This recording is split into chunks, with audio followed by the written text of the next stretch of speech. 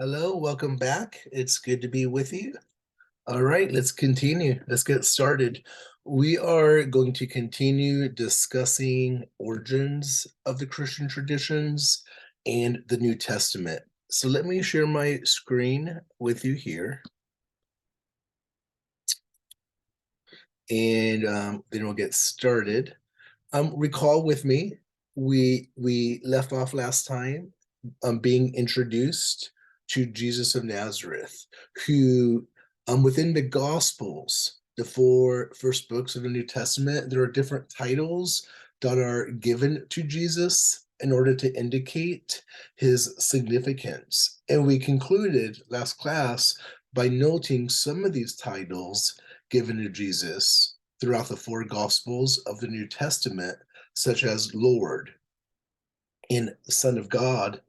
They suggest that Jesus is somehow subverting or challenging the Roman political authorities because the emperor was the one who was called often Lord. And it was the emperor who was known as the Son of God, which was an argument for divine kingly rights, because being the Son of God meant being in this close relationship to God, and thus gave the emperor the authority to be the political power throughout the Roman Empire. And so Jesus in part, right, the name, some of the names of Jesus in part, they underscore this Jewish expectation for a Messiah, an anointed one, a one who would come and be the new king for the people of Israel and liberate them from the Roman authorities. All right, so continuing, the Gospels, according to Matthew, Luke, and Luke, both recount Jesus that Jesus was conceived by the Holy Spirit, born of the Virgin Mary. What is that happening there?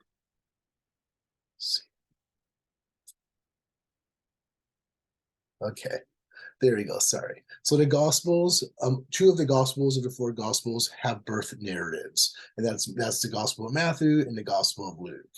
Mark does not have that. He starts straight with the baptism of Jesus in the Jordan River. Then the Gospel according to John, it begins with calling Jesus the divine word or logos, and it equates Jesus with God.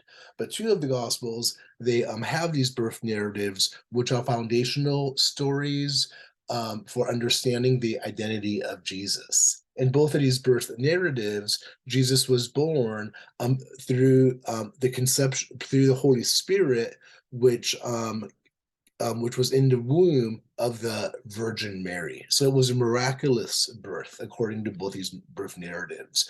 When you go to the Gospel according to Matthew, in the first chapter, it provides the following details. It asserts that after they had left, the angel of the Lord appeared to Joseph in a dream and said, "Get up, take the child." So take the baby child, Jesus, and his mother, Mary, and flee to Egypt. And they remained there until I tell you, said the angel, for Herod is about to search for the child. So that's the king Herod, who wants to search for the child to destroy him. And he wants to destroy him because he's heard of this baby who's been born, who's the promised Messiah, who's going to usurp the Roman authorities. So then Joseph gets up and he took the child and his mother by night, and they went to Egypt, and they remained there until the death of Herod. This was to fulfill what had been spoken by the Lord through the prophet. Out of Egypt I have called my son. So you have a couple things happening in this story, which comes after the miraculous virgin birth of Jesus in the gospel according to Matthew.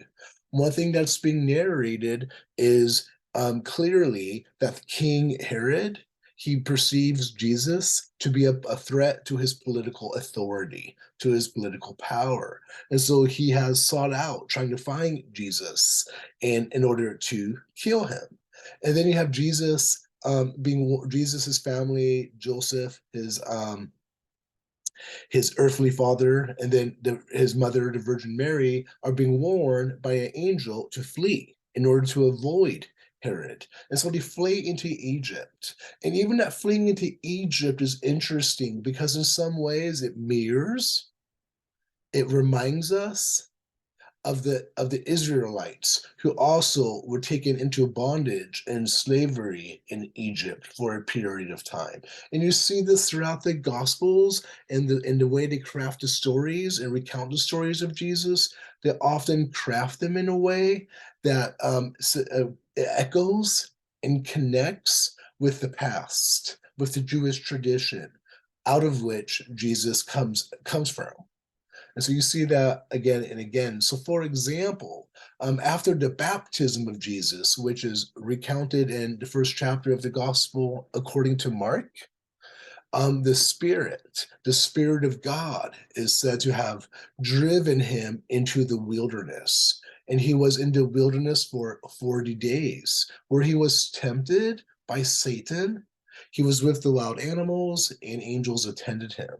And so he's in the wilderness for 40 days, being tempted by Satan prior to starting his ministry. And here, too, in this time of temptation, it's interesting to note that it happens in the wilderness and it happens for 40 days. That, too, it echoes, it is connecting with the past, with the Jewish tradition, with that Jewish story. Recall with me that the Israelites, after they were delivered out of Egypt, when they were making their way back across the Red Sea to the Promised Land, before entering the Promised Land, they spent 40 years in the wilderness. And so you have 40 days in the wilderness for Jesus, which corresponds to the 40 years in the wilderness of the Jewish people. That's not a coincidence, right? The gospel writer is crafting the story in a particular way to kind of trigger within the reader this ideal that Jesus is the continuation and the fulfillment of the hope of the Jewish people, the hope for a Messiah. And so here you have the baptism of Jesus, which occurs prior to Jesus being sent into the wilderness. It states, and this too is an important moment in the gospel story, when Jesus from Nazareth was baptized by John in the Jordan. And just as he was coming out of the water, he saw the heavens torn apart and the Spirit descending like a dove. It's the Spirit of God on him. And a voice from heaven came down and said, "You are my son, the beloved, with who I am well pleased." So this story, it opens up the gospel according to Mark. The gospel according to Mark is the earliest of the four gospels. And the task of each of the gospel stories is to reveal and explain the significance of the identity of Jesus. So from the very beginning, the very opening scene of the gospel according to Mark, it gives us the identity through this baptism narrative, right? As the voice of God comes down and a dove comes down representing the Spirit of God, you hear the voice say, "You are my son." So right away, the identity is given to us that Jesus, according to the gospel writer, is the Son of God. And so it's denoting this special relationship between Jesus and the Father. And also you have the Spirit. And so you have this other way God is understood within the Christian tradition as Spirit. So Jesus in the Jewish tradition. So the opening of Mark locates Jesus in the salvation history of the Jewish tradition by citing the Hebrew prophets. So again, the beginning of the gospel of according to Mark begins as such, the beginning of the good news about Jesus the Messiah, the Son of God. As it is written in Isaiah the prophet, "I will send my messenger ahead of you who will prepare your way." And so citing Isaiah, the citation above is borrowed from technically from another prophet, Malachi, in Isaiah, but nonetheless, the citing of Isaiah by the gospel writer Mark. Again, that's making an argument for continuity with the Jewish tradition. Isaiah is a Jewish prophet.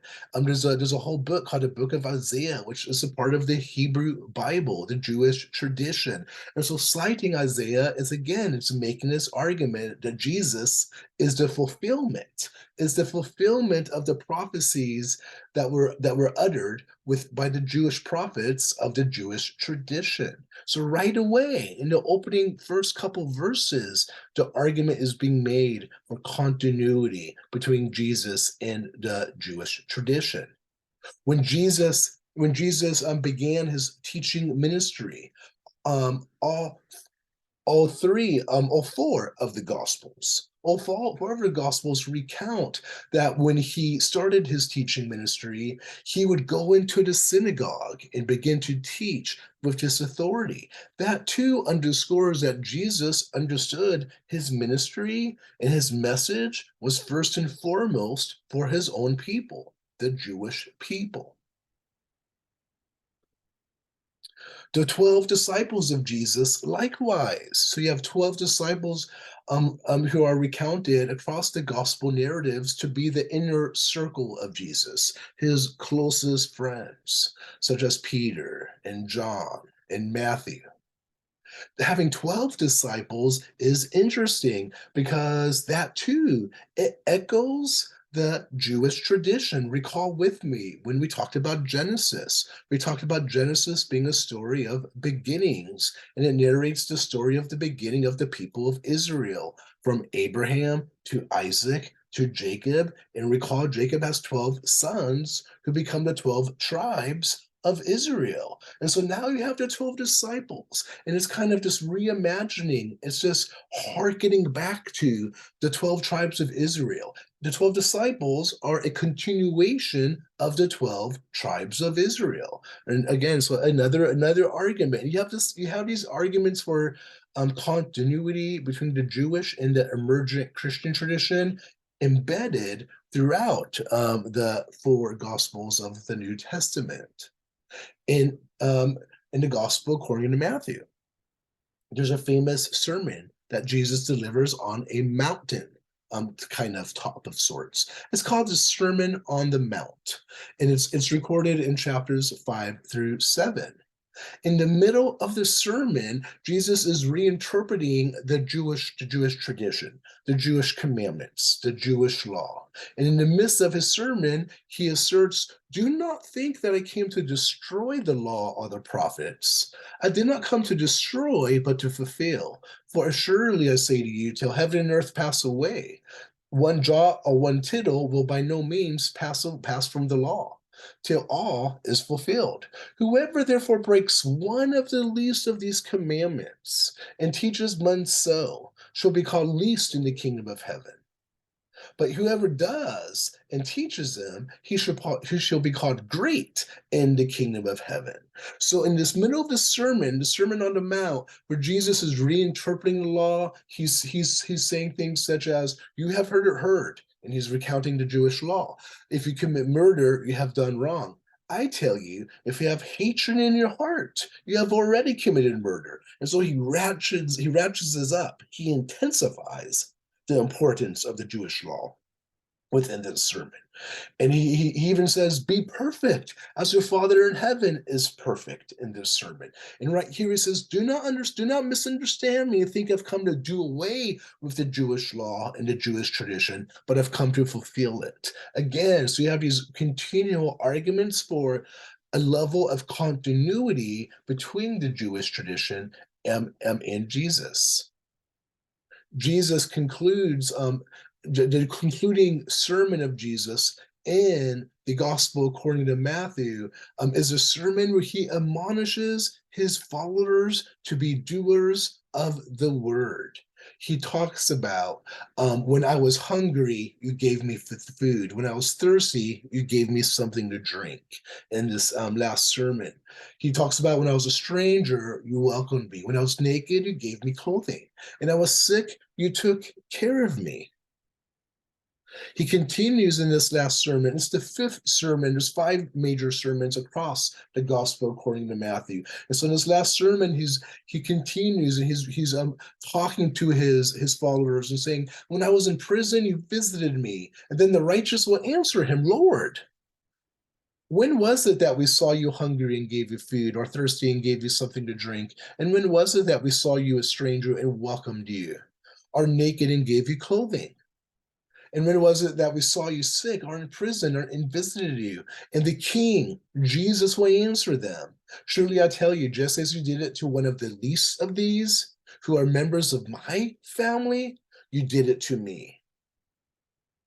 And then he turns to those who didn't do these things for the marginalized, for the sick, for the poor, and the needy. And Jesus concludes this sermon by saying, I will say to those who haven't taken care of the poor, the in prison, the naked, I will say to them, depart from me because you never known me. So Jesus is an ethical teacher as well. He's teaching an ethic. He's teaching a way to be. When Jesus is asked, what's the greatest commandment? Jesus replies to do two things: love the Lord your God with all your heart, soul, strength, and mind, and to love your neighbor as yourself. So this ethic of love is a key teaching of Jesus. So we're going to conclude it there. We'll continue our conversation on the New Testament and origins in our next lecture. And yeah, let's stop it there for today. All right. Thank you so much. Take care. Bye.